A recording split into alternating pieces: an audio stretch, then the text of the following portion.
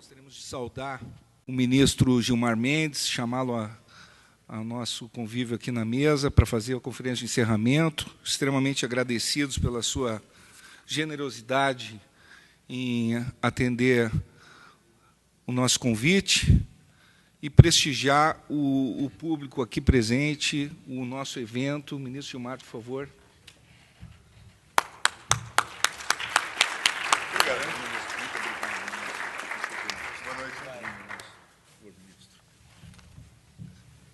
O ministro Gilmar Mendes vai fazer a sua conferência inaugural e a nós, esta aqui é a oportunidade de ouvi-lo mais uma vez, de modo extremamente privilegiado, com esse patamar elitizado que estamos aqui, e embevecidos com a possibilidade do aprendizado, mais uma vez, com a excelência do conhecimento do ministro Gilmar Mendes, que está com a palavra.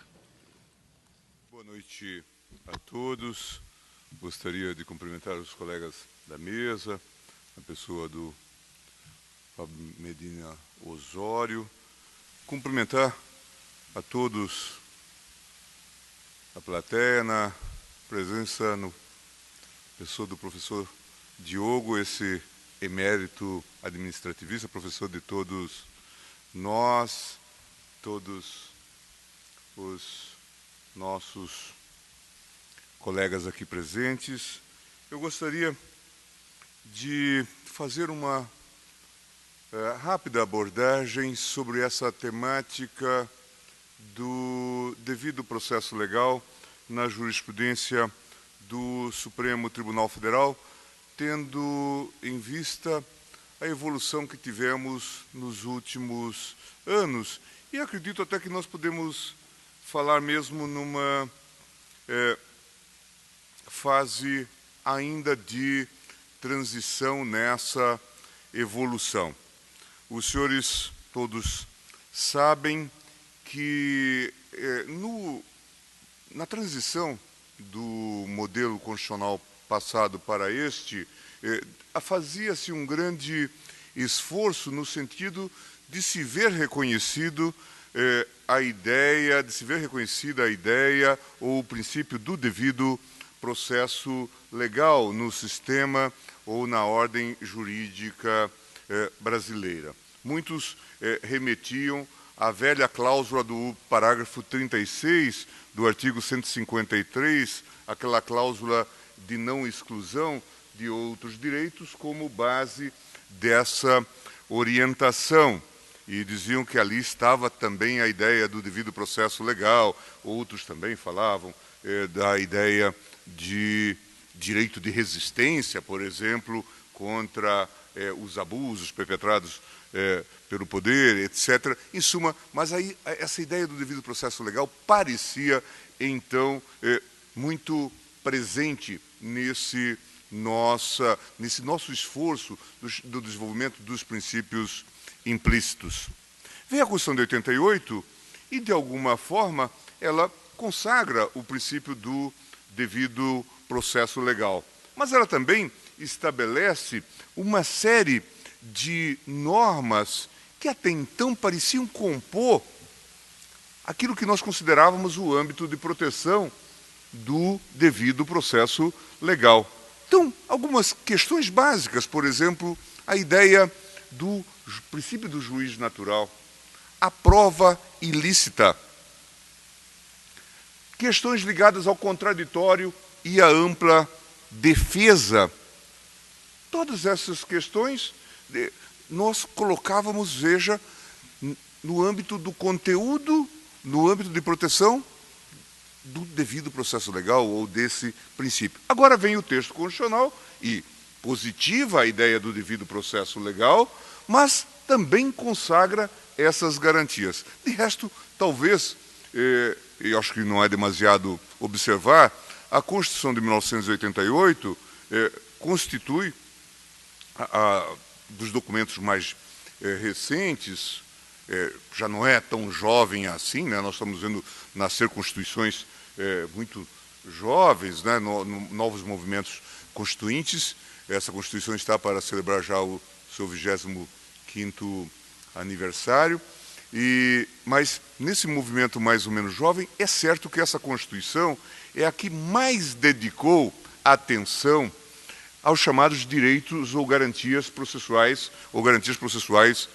constitucionais. Creio que eu não exagero ao dizer que praticamente a metade do catálogo constante do artigo 5º, de alguma forma, pode se tipificar ou classificar como voltada para essas garantias constitucionais processuais. E nós ficamos, então, com essas ambivalências ou essas ambiguidades, devido ao processo legal e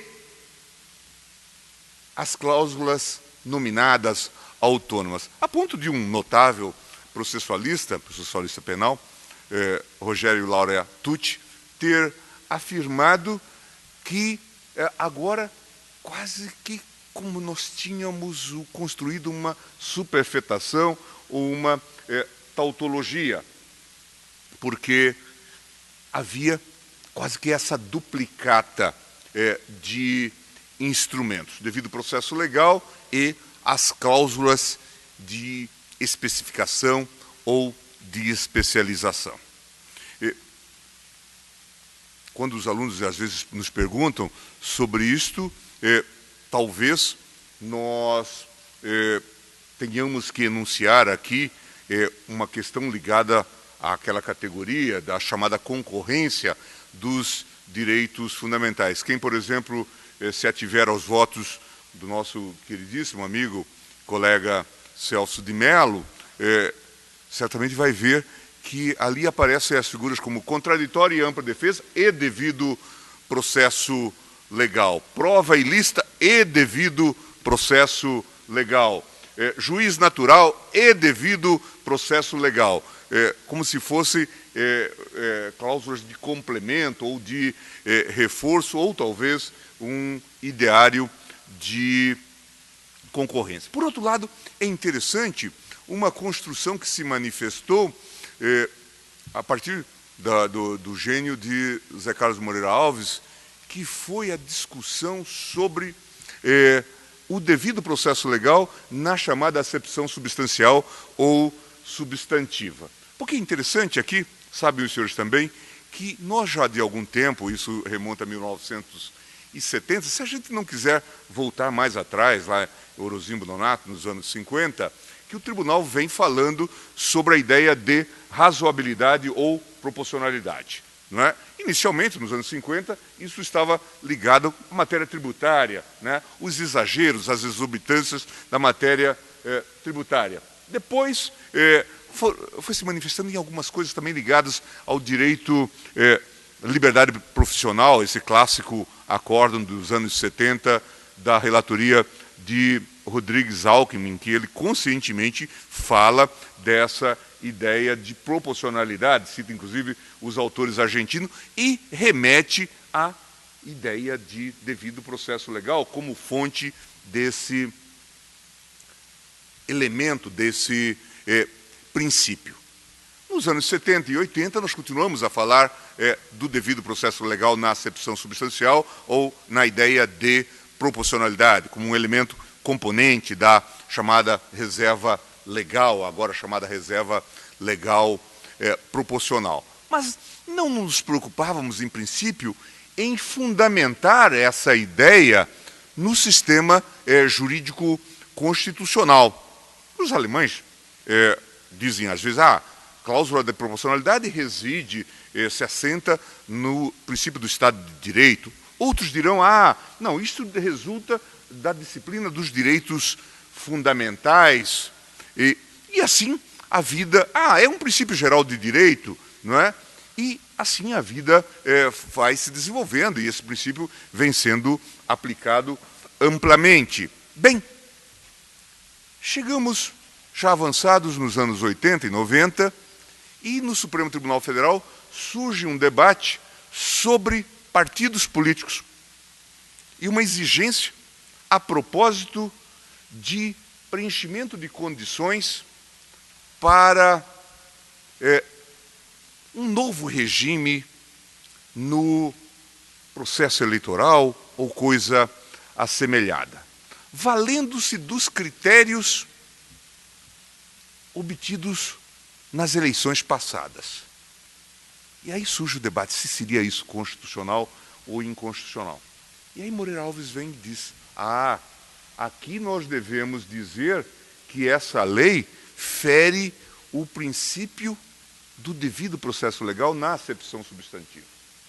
Nós estamos diante de uma clara mudança do jogo. E, a partir daí, nós fomos percebendo que, de alguma forma, nós tivemos o seguinte fenômeno do ponto de vista jurídico.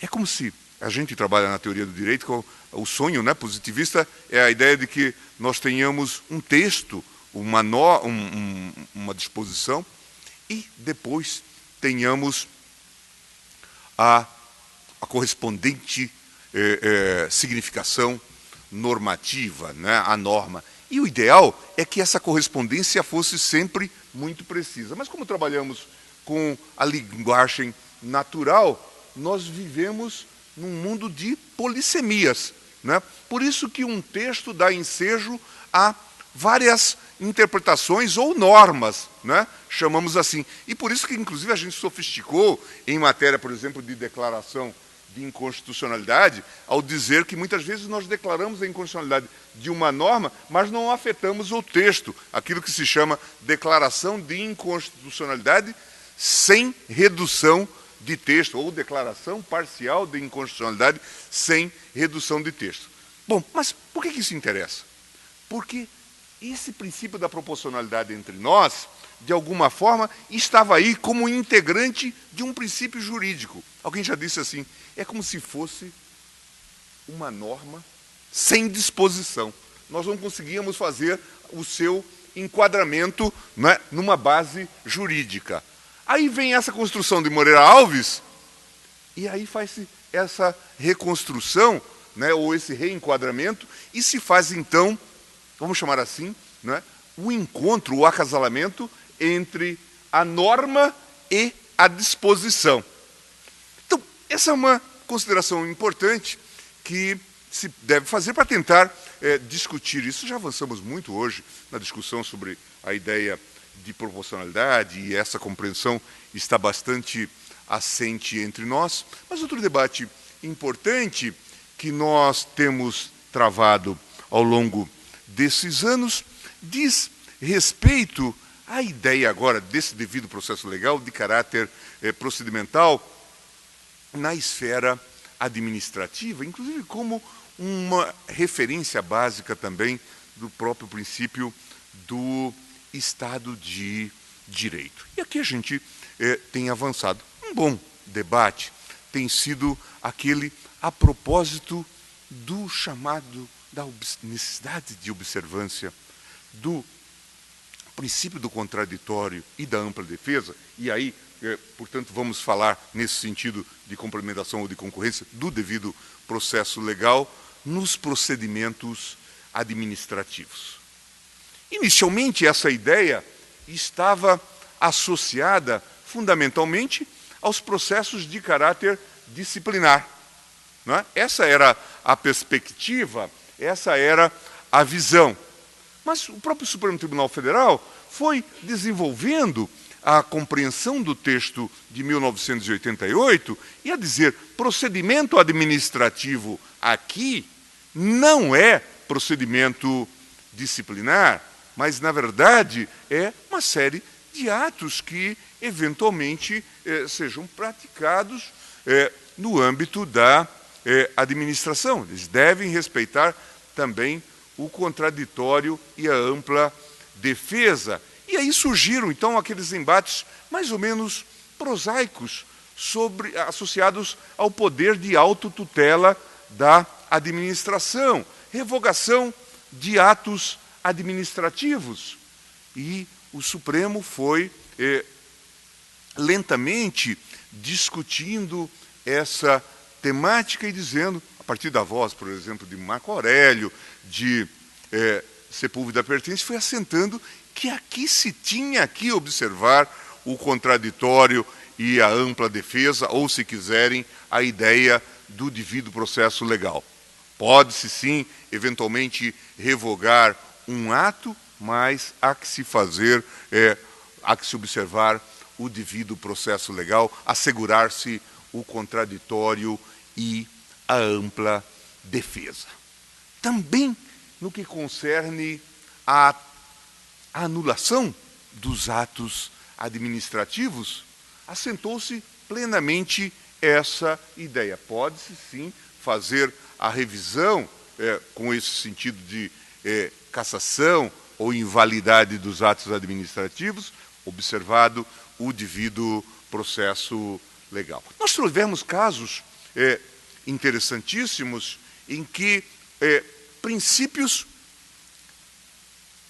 quase que gêmeos se manifestaram nesse contexto da revogação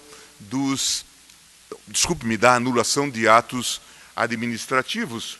Vejam os senhores os casos que tivemos a propósito das chamadas cassações de pensões e aposentadorias, revisões, portanto, de pensões e aposentadorias, por parte do Tribunal de Contas da União. E aqui nós temos uma jurisprudência bastante curiosa. Os casos puramente de revisão, de anulação, e os casos em que o Tribunal de Contas negava o registro às aposentadorias e pensões.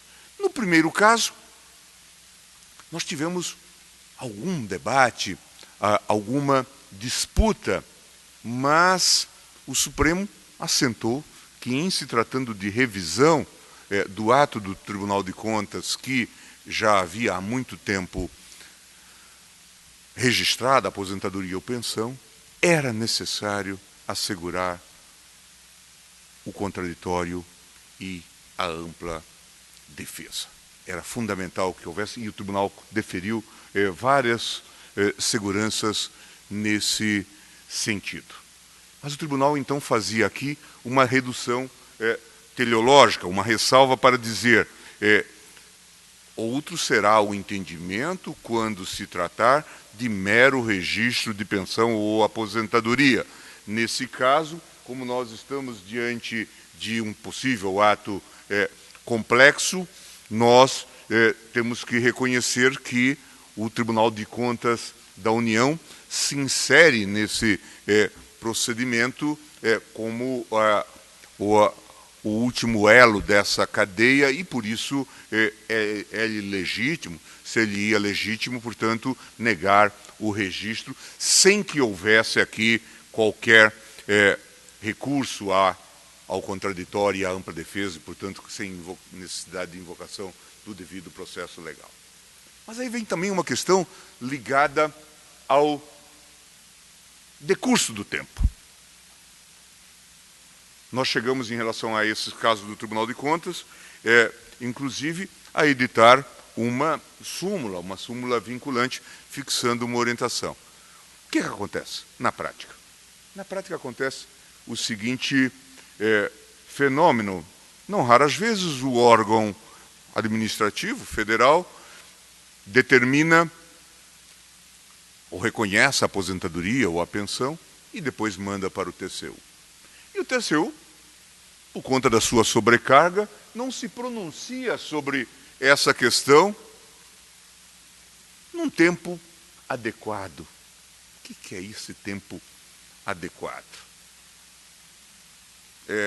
No passado, quando essa temática aflorou sem baliza positiva, inicialmente nosso saudoso Miguel Reale e depois Almiro do Couto e Silva indicavam que o prazo seria o prazo prescricional previsto no velho decreto dos anos 30 e contado de forma invertida também para limitar o poder da administração de rever os seus próprios atos. Reale escreveu um belo livro sobre essa questão da revogação e do anulamento dos atos. Hoje, todos sabem, foi uma conquista até da qual eu participei, nós avançamos para positivar isso na Lei de Procedimento Administrativo, a Lei 9784, o célebre artigo 54. Mas naquele momento nós sequer discutíamos a aplicação desse artigo ao ao Tribunal de Contas, discutíamos apenas essa questão, mas passado algum tempo, passado mais de 5 anos, não seria razoável que o Tribunal de Contas reabrisse essa questão para o eventual interessado? E, claro, quando nós concretizamos esses elementos, na vida de cada qual, na vida de cada um, a gente sabe que isso tem repercussão. O sujeito se afasta do emprego, já lá nos seus adiantados 60, ou já depois dos 70 anos, e descobre que o TCU agora negou o registro à sua aposentadoria. E o que ele faz?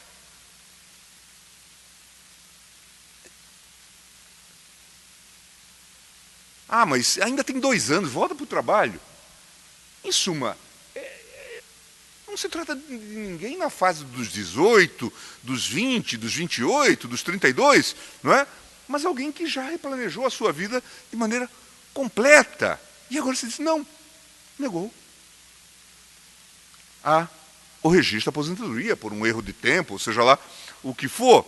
Então, foi nesse contexto que nós avançamos também para dizer que em casos que tais, passados 5 anos também, era de se assegurar o contraditório e a ampla defesa, sinalizando que o TCU, os tribunais de contas em geral, deveriam decidir esse tipo de matéria num prazo de pelo menos 5 anos. É claro que aqui surgem, então, todos aqueles surtos de fatos absurdos, a revelação de que entre a saída do processo de um órgão qualquer e a chegada no Tribunal de Contas passam-se anos e coisa do tipo, mas essa é uma questão que precisa ser devidamente disciplinada e equacionada, e não imputar a responsabilidade ao interessado e, no caso, à eventual vítima de todo esse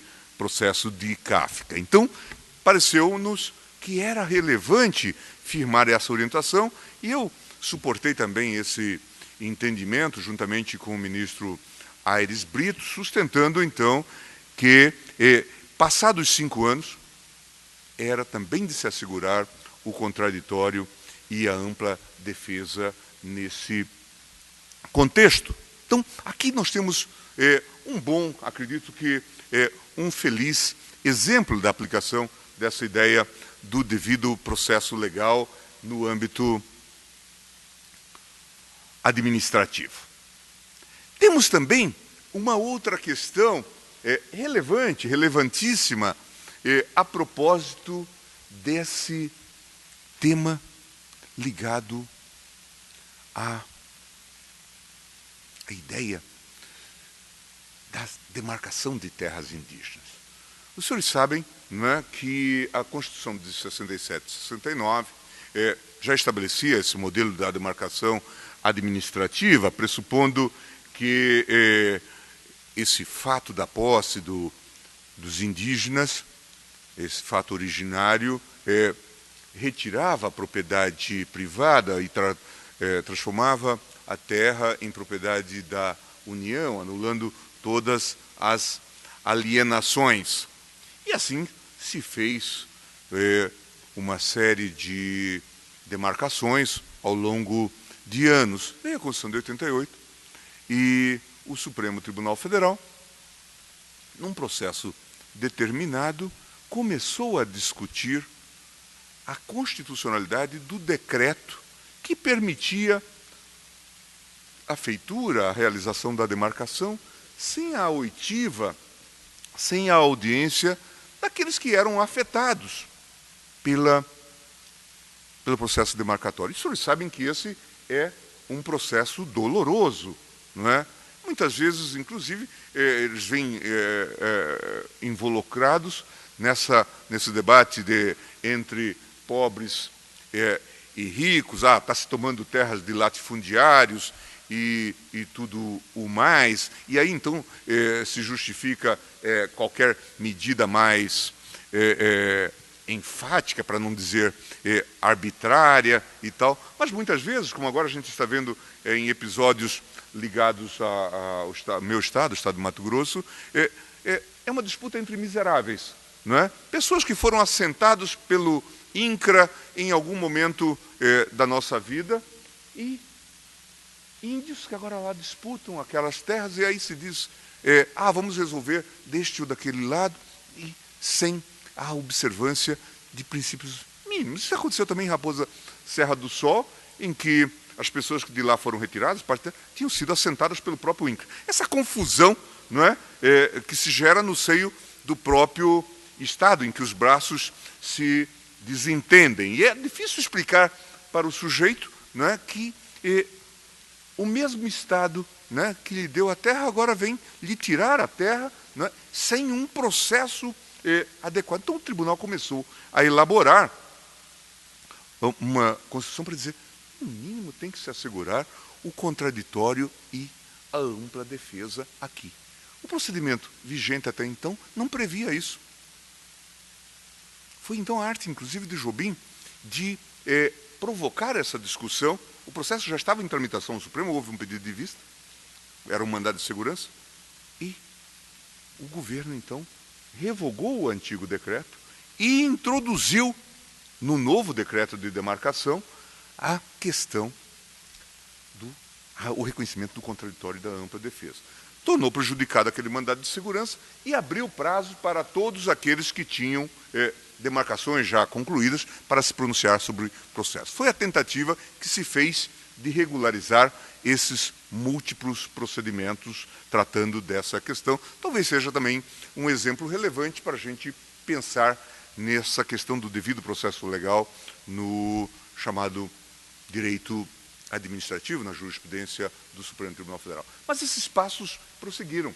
Nós tivemos, depois, a célebre discussão do caso Raposa Serra do Sol, em que o tribunal, essa questão ainda vai ser agitada em sede de embargos de declaração, pendentes ainda de julgamento, em que o tribunal, de alguma forma, reconheceu a legitimidade da demarcação feita, a chamada demarcação contínua, mas fez uma série de considerações sobre a posse indígena, como ela deveria ser exercida, os eventuais conflitos com outros órgãos ou instituições públicas, construção de estradas, a presença do Exército nessas regiões de fronteira, nas áreas demarcadas, e assentou que, além dos eventuais atingidos, que os estados e municípios eventualmente afetados pela demarcação deveriam participar do processo. Aqui, de novo, uma dimensão também interessante. Nós devemos essa construção extremamente bem elaborada e ainda carente de estudos, de desenvolvimento, de crítica, ao nosso caríssimo, saudoso amigo Carlos Alberto Direito, que desenvolveu aquela belíssima sentença, hoje a gente chama, seguindo as pegadas do direito italiano e direito espanhol, a sentença de perfil aditivo, né? Bastante heterodoxa, não é? Mas que assenta para o caso concreto e também para os casos futuros. E aí vem questões ligadas ao efeito vinculante, à eficácia dessa decisão, um novo balizamento, um novo estatuto da demarcação de terras indígenas. Tenho certeza que aqui esteve presente esse conceito do devido processo legal, seja no que diz respeito à sua dimensão processual, procedimental, seja no que diz respeito à sua dimensão substantiva, ligada à própria ideia de proporcionalidade. Então, esse também é um ponto relevante que a gente deve aqui mencionar, né? Todo esse debate em torno da demarcação de terras indígenas. Certamente eu poderia ainda citar alguns exemplos, a propósito das decisões tomadas em sede de processo administrativo disciplinar, por exemplo, a ideia de que as penas aplicáveis no processo administrativo disciplinar não podem ser penas de caráter perpétuo, a partir de discussões sobre as penas aplicadas de inabilitação no âmbito da CVM, Banco Central, em suma, percebia-se que não poderia haver esse tipo de aplicação, porque ele envolvia a nulificação do núcleo essencial de direito, liberdade de profissão. E veja, de novo, aqui se manifesta de maneira muito clara a ideia de proporcionalidade ou de devido processo legal, agora também na feição substancial. São pontos relevantíssimos da nossa jurisprudência. Outro ponto importante para a gente anotar, eu me lembro que nessa evolução da jurisprudência do Supremo, a propósito do contraditório e da ampla defesa no âmbito do procedimento administrativo, Veloso chegou a fazer um construto, uma construção, para dizer que seria legítima a exigência do contraditório da ampla defesa quando houvesse controvérsia fática. Mas quando a questão fosse meramente jurídica, não haveria que dar espaço, então, para esse debate, nos casos de autotutela ou de anulação.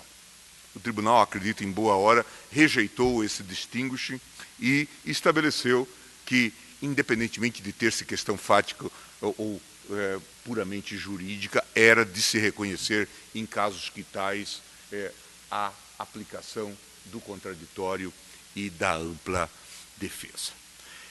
Outra dimensão ainda relevante nesse contexto de inventário, de levantamento que nós estamos a fazer, e que diz com uma dimensão relevante para o direito administrativo do princípio do Estado de Direito, concerne ao aspecto relevantíssimo da ideia de segurança jurídica. Todos nós sabemos, não é, que a ideia do Estado de Direito, falando de forma simplificada, tem um sustentáculo no princípio da legalidade e mesmo no princípio da reserva legal e também na ideia da reserva legal proporcional já aqui referida. Mas é também relevante que se perceba que há um outro valor que se levanta, que é a ideia de segurança jurídica, que também dimana desse, ou se manifesta como subprincípio da ideia de segurança jurídica. É exatamente do Estado de Direito. É exatamente a segurança jurídica que permite que atos que nós consideraríamos inválidos ganhem força e subsistam na ordem jurídica. Nós tivemos um belo embate num caso que é hoje um leading case, do qual eu acabei redator para o acórdão, que para nós, o chamado caso da Infraero. Em que consiste esse chamado caso da Infraero? Determinados, naquelas priscas eras, 89, a Infraero contratou, segundo o seu estatuto, um número razoável de servidores, engenheiros e outros técnicos. Depois recebeu uma censura, uma glosa do Tribunal de Contas da União, que dizia, já seguindo inclusive uma jurisprudência à época recente do Supremo Tribunal Federal, que também nas empresas públicas e nas sociedades de economia mista impunha-se o concurso público. Na leitura que fizeram os gestores da Infraero, aquela censura valeria para frente. E responderam e continuaram a operar com a lógica que subsistia. O estatuto estava em vigor, vamos nos ajustar para o futuro a essas recomendações. Mas nesse vai e vem da burocracia, o TCU insistiu agora e passou a exigir que aquelas pessoas admitidas fossem exoneradas, fossem dispensadas. E diálogo, aquele diálogo difícil, o Tribunal de Contas e a empresa. Chegou um momento em que o Tribunal de Contas deu um prazo para que eles resolvessem essa questão específica.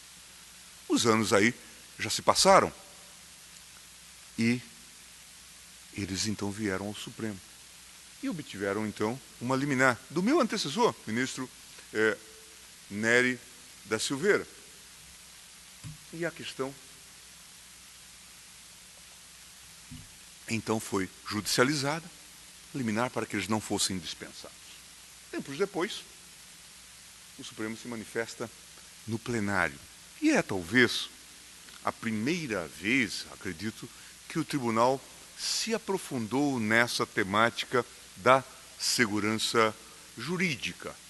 Claro, nós vamos ter aí, os senhores todos sabem, vários exemplos de reflexão em torno disso, quando se fala do funcionário de fato, né, quando essa questão se manifesta em situações concretas. Mas com essa largueza, não havia ainda um pronunciamento, pelo menos do plenário do Supremo Tribunal Federal. Então, fizemos uma série de considerações sobre essa controvérsia e dissemos, o tempo aqui e os equívocos de interpretação, na verdade, os fundamentos aqui são múltiplos. O próprio entendimento que se tinha à época dominante de que a Constituição de 88 não alterara as exigências em torno da admissão em matéria de servidores, de concurso público, em suma, toda essa compreensão e depois o tempo passado, tudo isso levava à necessidade de se conceder a medida pedida para que se assegurasse a eles, agora, não apenas o contraditório e a ampla defesa, mas que se assegurasse a eles o direito de permanecer na empresa. Era, obviamente, uma revolução, porque nós estávamos a dizer que, a despeito de uma eventual, clara violação à Constituição, o ato concreto deveria subsistir.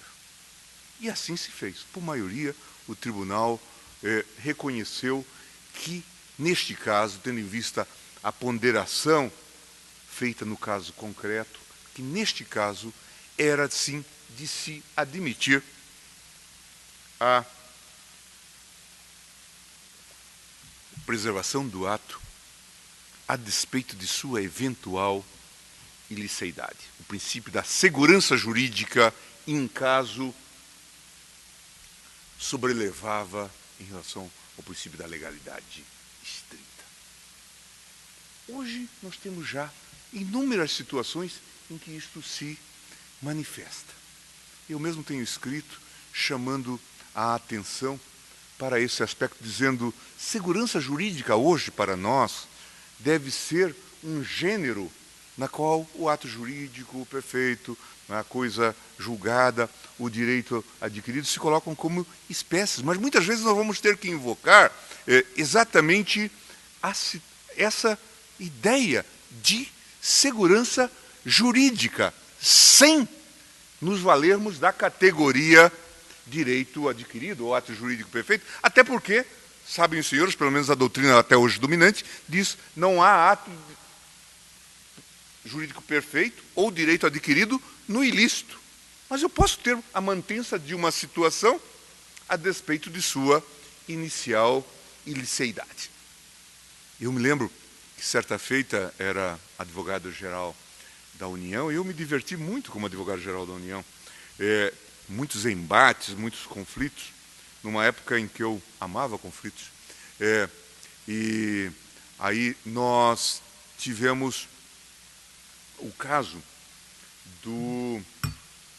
dos procuradores autárquicos. O senhor já deve ter ouvido falar dessa história, ou conhece um pouco disso. Isso era uma grande confusão no país. Havia procuradores de cada uma das autarquias. Nos estados isso ainda se repete. E no conceito que nós desenvolvíamos para a AGU, era fundamental que tivéssemos uma unidade. Por quê? Porque era uma grande confusão. Nós que tínhamos conseguido, já desde o Dr. Quintão, uma certa ordem neste ambiente da advocacia pública, sofríamos muito com o que acontecia nas autarquias. Era a notícia de que tinha um precatório de 1 bilhão para pagar. Ah, mas não houve defesa, transitou em julgado. Em suma, tudo está errado. E aí? Ah, não houve defesa. Ah, o chevette do procurador lá em Eldorado do Oeste quebrou no caminho até Porto Velho. E ele faltou a audiência. E acabou. Em suma, a tragédia. Aí eu perguntei, puxa, por que nós não fazemos uma unificação? E começamos então a trabalhar nisto. E chegamos à ideia da carreira de procurador federal. Não íamos, em princípio, tirar ninguém de lugar nenhum. Mudávamos o nome iuris. Ao invés de ser procurador da autarquia A, B ou C, passava a ser procurador federal. Claro que no corpo dessa ideia estava a orientação de criar um órgão central, a Procuradoria-Geral Federal, que articularia então agora a defesa das autarquias, como se fazia também na AGU. E a AGU teria o controle desses braços todos. Claro que isto tem um conteúdo de capsis diminúcio para a autonomia dessas autarquias, especialmente, por exemplo, no âmbito educacional, universidades, havia negociações indevidas entre reitores, diretores e os próprios servidores ou professores, para que não houvesse recurso, não se impugnasse determinada vantagem. Em suma, tudo isso seria desarticulado, esse tipo de prática negativa, a partir dessa concepção. Mas aí então vinha uma discussão. Ah, mas alguns procuradores autárquicos foram transformados, vieram de concurso de ascensão funcional ou coisa do tipo. Quando se fez, então, a tal transformação, a nova denominação, surgiu, então, o debate. Ah, está se fazendo um trem da alegria na Advocacia Geral da União. Eu disse, não, nada de trem da alegria. Não se trata, na verdade, de se fazer nada de equivocado. É um procurador autárquico que agora passa a se chamar procurador federal. Claro que nós reestruturávamos a carreira e permitíamos, então, que a AGU coordenasse esses trabalhos, inclusive que alocasse essa mão de obra no âmbito agora de todas as autarquias. Ele não ficaria vinculado necessariamente a uma delas. Resolvia-se também o problema salarial. Havia uma equiparação, acabava com os desníveis existentes. Mas surgiu, então, esse debate. Pessoas que já tinham entrado na função há mais de 10, 15 anos, agora eram questionadas. E é interessante esse tipo de impugnação, os senhores percebem, porque o que se diz? Ah, é indevida a transformação, mas ninguém... está trazendo para o corpo jurídico uma pessoa que não tem habilitação. Ninguém perguntou até ontem se ele tinha habilitação ou não, e ele estava fazendo a mesma coisa. Não é? Essas contradições que nós temos. Eu me lembro, então, que um repórter da Folha de São Paulo me perguntou, saindo de desses jantares, ou almoços lá do Itamaraty, sobre esse caso. Ah, o senhor está sendo acusado de ter feito um trem da alegria. E eu disse, não. Expliquei a ele, com toda a boa fé, o que tinha ocorrido. E que não havia nenhum trem da alegria nesse caso. E ele disse, mas então, como que esse assunto vai se resolver? Eu disse, esse assunto tem uma solução fácil. E ele ficou curioso, perguntando, imaginando que eu indicaria uma fórmula mirífica. E eu disse assim, não, esse problema vai ser resolvido. A morte vai resolver esse problema. Porque ninguém cogitava mais de rever esse tipo de ato. Né? Eles não eram mais suscetíveis de questionamento ou impugnação. E depois o Supremo veio dizer isso em vários casos. Isso acontece em matéria de inconstitucionalidade. Por exemplo, o Supremo declarou a inconstitucionalidade da lei, da norma constante da 8.112, que permite a ascensão funcional. Todavia, disse que as ascensões realizadas decorridos 5 anos não eram mais suscetíveis de revisão. É um fenômeno interessante porque a fórmula de preclusão, portanto, a ideia de segurança jurídica, subsiste a despeito da nossa tese ligada à nulidade da lei inconstitucional. Há um limite, uma blindagem para o ato concreto que subsiste na ordem jurídica agora, não mais com base no fundamento da lei que foi declarada inconstitucional, mas com base na ideia de segurança jurídica. E talvez aqui a gente possa fazer, sem muita precipitação, uma associação dessa ideia de segurança jurídica com o conceito de devido processo legal na acepção substancial. Em suma, são muitos os temas que nós poderíamos versar a propósito dessa questão no âmbito da jurisprudência do Supremo Tribunal Federal e no contexto do desenvolvimento da nossa doutrina, mas eu não quero mais cansá-los, só gostaria de dizer que foi um imenso prazer estar aqui e espero ter lhes trazido pelo menos motivo para a angústia. Muito obrigado.